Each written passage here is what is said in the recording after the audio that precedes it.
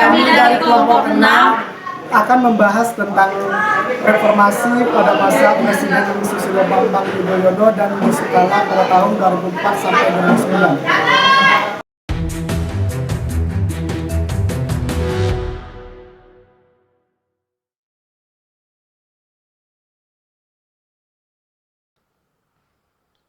Hai teman-teman semua, perkenalkan nama saya Paeg, saya dari kelas 12 IPS. Saya juga anggota dari kelompok 6. Di sini saya akan membahas beberapa faktor yang menyebabkan terjadinya reformasi Indonesia pada masa pemerintahan Presiden Susilo Bambang Yudhoyono dan Yusuf Kala pada periode tahun 2004 sampai 2009. Adapun beberapa faktor yang menyebabkan terjadinya reformasi Indonesia pada masa pemerintahan Presiden Susilo Bambang Yudhoyono dan Yusuf Kala pada periode tahun 2004 sampai 2009. Yang pertama yaitu suksesi kepemimpinan nasional, yang kedua amandemen Undang-Undang Dasar 1945, yang ketiga pemberantasan KKN, yang keempat penegakan supremasi hukum, yang kelima penghapusan dui fungsi ABRI, dan yang keenam pelaksanaan otonomi daerah. Suksesi kepemimpinan nasional pada masa pemerintahan Presiden Susilo Bambang Yudhoyono dan Yusuf Kala pada periode tahun 2004 hingga 2009 adalah yang pertama, kepemimpinan demokratis. Masa pemerintahan Presiden Susilo Bambang Yudhoyono dan Yusuf Kala pada tahun 2004 hingga 2009. Presiden Susilo Bambang Yudhoyono mendapatkan julukan sebagai Bapak Demokrasi karena beliau menjadi presiden melalui proses pemilihan umum atau pemilu, sehingga beliau disebut dengan demokratis, menekankan partisipasi aktif dari bawahan dalam proses pengambilan keputusan. Yang kedua, kepemimpinan karismatik. Kepemimpinan yang karismatik di era pemerintahan Presiden Susilo Bambang Yudhoyono dan Yusuf Kala memiliki kekuatan bawaan yang dapat memengaruhi orang lain untuk mengikuti arahannya. Yang ketiga, kepemimpinan otentik. Kepemimpinan otentik di era pemerintahan Presiden Susilo Bambang Yudhoyono dan Yusuf Kala merupakan gaya kepemimpinan yang dimana seorang pemimpin memiliki kesadaran yang mendalam terhadap dirinya sendiri dalam pemikiran dan tindakan, serta dianggap oleh orang lain sebagai individu yang peduli terhadap nilai-nilai moral baik dalam dirinya maupun orang lain.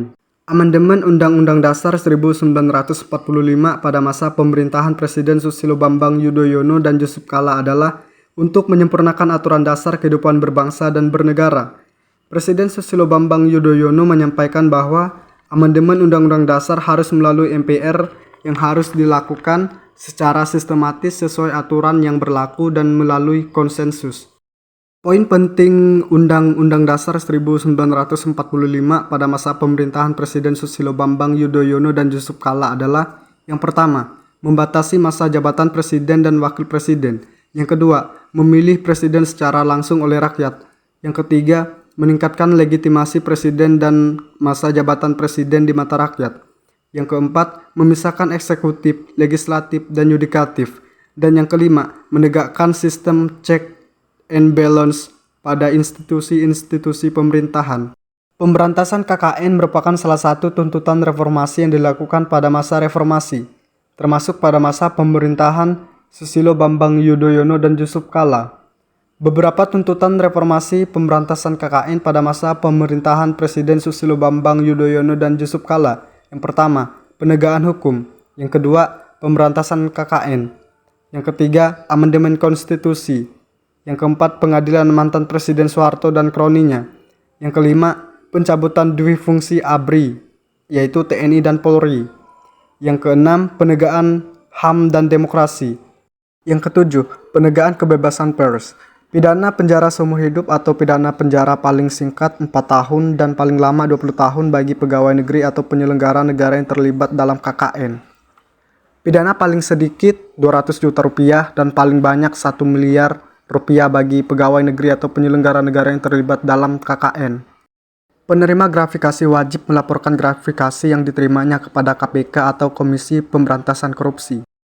Penegakan supremasi hukum era Presiden Susilo Bambang Yudhoyono dan Yusuf Kala. Yang pertama, pemberantasan korupsi. Presiden Susilo Bambang Yudhoyono dan Yusuf Kala menekankan pentingnya pemberantasan korupsi dan penegakan hukum yang adil dan transparan dengan membentuk KPK untuk mengatasi korupsi dan penyalahgunaan kekuasaan. Yang kedua, pengadilan HAM. Pemerintahan Presiden Susilo Bambang Yudhoyono dan Yusuf Kala menekankan pentingnya pengadilan HAM untuk menangani kasus-kasus pelanggaran HAM yang terjadi. Yang ketiga, pembaruan hukum. Pemerintahan Presiden Susilo Bambang Yudhoyono dan Yusuf Kala mengeluarkan beberapa peraturan dan undang-undang baru seperti Undang-Undang tentang Pemberantasan Tindak Pidana Korupsi dan Undang-Undang Pengadilan HAM. Yang keempat, peningkatan transparansi. Pemerintahan Presiden Susilo Bambang Yudhoyono dan Yusuf Kala menekankan pentingnya transparansi dalam pemerintahan, termasuk pengelolaan keuangan negara dan pengambilan keputusan. Penghapusan duifungsi ABRI. Puncak tantangan Presiden Susilo Bambang Yudhoyono sebagai perwira militer adalah saat beliau menjabat sebagai Kepala Staf Sosial dan Politik Mabes ABRI dengan pangkat Letnan Jenderal. Pada masa reformasi bergilir, ABRI digugat dan pemerintah didesak untuk membubarkan duifungsi ABRI yang telah berlangsung selama 32 tahun. Letnan Susilo Bambang Yudhoyono mengambil inisiatif dan memimpin upaya melakukan reformasi ABRI sebelum langkah reformasi struktural yang merupakan bagian penting dalam tonggak sejarah ABRI. Antara lain, yang pertama menghapus fraksi ABRI di DPR 1, DPR 2, DPRD 1 dan DPRD 2 secara bertahap. Memutuskan hubungan ABRI dengan Partai Golkar dan mengambil jarak yang sama dengan semua parpol yang ada, serta memisahkan polisi dengan ABRI. Pelaksanaan otonomi daerah pada masa Presiden Susilo Bambang Yudhoyono dan Yusuf Kala. Yang pertama, otonomi daerah yang lebih luas. Memberikan otonomi yang lebih luas kepada daerah-daerah di Indonesia sehingga dapat mengelola sumber daya dan potensi daerahnya masing-masing. Yang kedua, desentralisasi kekuasaan. Desentralisasi kekuasaan dari pemerintahan pusat ke pemerintah daerah sehingga dapat lebih merata dan efektif. Yang terakhir, penguatan kapasitas pemerintah daerah atau Pemda, yaitu pengelolaan sumber daya dan mengembangkan potensi daerah masing-masing.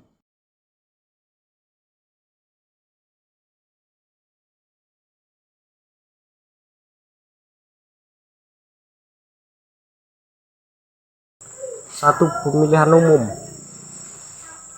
Selama era SBY, pemilihan umum di Indonesia diadakan secara teratur dan relatif bebas dan adil. Terdapat pemilihan presiden diadakan pada 2004 hingga 2009 dan 2014. Berbagai partai politik terlibat dalam proses pemilihan, memberikan kesempatan kepada masyarakat Indonesia untuk berpartisipasi dalam pemilihan presiden dan legislatif. 2. Kebebasan berpendapat. Dari aspek kebahasaan, berpendapat itu dijamin dalam konstitusi Indonesia, tetapi beberapa partai politik memundur SBY menemukan kebebasan berpartisipasi dan menyasar jurnalis dan aktivitas yang mengkritik pemerintah. Namun penting untuk diangkat bahwa Indonesia juga memiliki media yang beragam dan aktif menyampaikan pandangan yang beragam. 3. Peran media. Perkembangan teknologi informasi media sosial membawa tantangan baru dalam menjaga kebebasan media dan kualitas informasi. Kebebasan media relatif lebih luas di bawah pemerintahan SBY dibandingkan dengan periode sebelumnya, di mana media yang tidak profesional adanya manipulasi informasi dan kebocoran data yang terlurus. 4. Hubungan dan partai politik dan kolasi.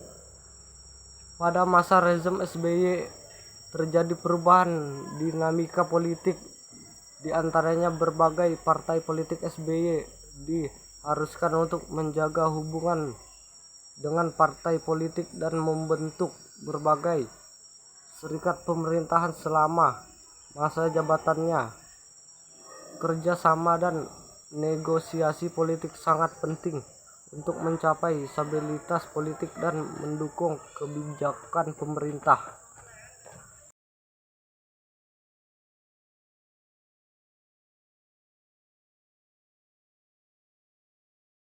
mengambil pelajaran dari adanya hubungan timbal balik antara situasi ekonomi dan politik internasional dengan situasi ekonomi dan politik di tanah air. Pelajaran yang dapat diambil dari timbal balik situasi ekonomi dan politik internasional dengan situasi ekonomi dan politik di tanah air pada masa Presiden Susilo Bambang Yudhoyono adalah pentingnya perdamaian dalam hubungan internasional. Penjelasan pada masa pemerintahan Presiden Susilo Bambang Yudhoyono, Indonesia melakukan berbagai upaya untuk aktif di dunia internasional. Indonesia mengedepankan perdamaian dalam hubungan internasional melalui diplomasi, konferensi, dan kerjasama internasional. Indonesia berperan sebagai jembatan bagi negara yang berkonflik, seperti dalam isu terorisme dan konflik. Indonesia memiliki politik luar negeri bebas aktif, yang berarti Indonesia selalu menitik beratkan pada peran atau kontribusi yang dapat diberikan bagi kemajuan peradaban dan perdamaian dunia. Kebijakan politik ekonomi yang diambil oleh Presiden Susilo Bambang Yudhoyono seperti pengurangan subsidi atau menaikkan harga BBM, menurunkan harga BBM, memberikan BLT atau BLSM kepada RTM atau RTS, dan kebijakan ekonomi Islam berdampak kepada berbagai sektor.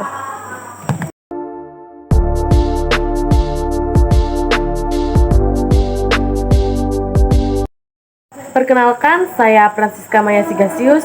Di sini saya dari kelas 12 IPS akan membahas materi tentang perkembangan IPTEK. Perkembangan IPTEK pada masa Presiden Susilo Bambang Yudhoyono (SBY). Perkembangan IPTEK di Indonesia dilakukan dengan mendorong inovasi di berbagai bidang, termasuk otomotif, energi, dan satelit. Inovasi di bidang otomotif, Presiden SBY berharap para ilmuwan melakukan inovasi di bidang mesin dan bahan bakar. Salah satu penelitiannya yang dilakukan adalah membuat bahan bakar minyak berbasis air atau H2O. Pada masa pemerintahan Presiden Susilo Bambang Yudhoyono dan Wakil Presiden Yusuf Kala, perkembangan ilmu pengetahuan dan teknologi IPTEK di Indonesia mengalami kemajuan yang signifikan. Berikut beberapa contoh perkembangan IPTEK di Indonesia pada masa tersebut. Bidang teknologi informasi dan komunikasi (TIK). Yang pertama, pengembangan instruktur TIK. Pemerintahan memperluas jaringan internet dan telekomunikasi ke seluruh wilayah Indonesia. Yang kedua, pengembangan aplikasi TIK. Banyak aplikasi TIK yang berkembang untuk mendukung berbagai sektor seperti pendidikan, kesehatan, dan pemerintahan. Yang ketiga, pengembangan industri TIK. Industri TIK di Indonesia mengalami pertumbuhan yang signifikan dengan banyak perusahaan TIK yang berdiri dan berkembang. Bidang energi dan sumber daya alam. Yang pertama, pengembangan energi terbarukan. Pemerintah mempromosikan pengembangan energi terbarukan seperti energi surya, angin, dan hidro. Yang kedua, pembangunan teknologi. Pengolahan sumber daya alam. Pemerintah mengembangkan teknologi pengolahan sumber daya alam seperti teknologi pengolahan minyak dan gas. Yang ketiga, pembangunan industri hijau. Pemerintah mempromosikan pembangunan industri hijau seperti industri daur ulang dan industri biomasa.